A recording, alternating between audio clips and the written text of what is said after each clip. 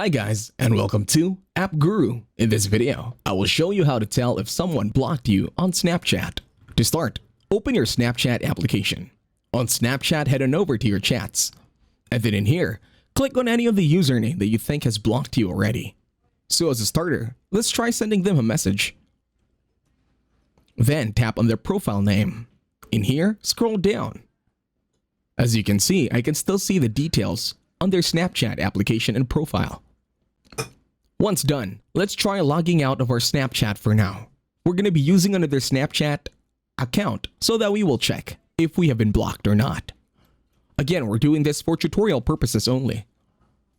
In here, I will be signing into my other Snapchat account. I will head on over to my chats this time or conversations, then I will click on the message that I have received from my other account. In here, when I scroll down, I can still see details along their profile. Now, tap on the three dots on the upper right. We're blocking this account as an example basis only. Now let's click on block. Once done, I am now going to be logging in back into that specific account that I have just blocked and we were using a while ago. In here, I am now going to be logging in to my other Snapchat account. Once I do that, I will now head on over to my chat or conversations.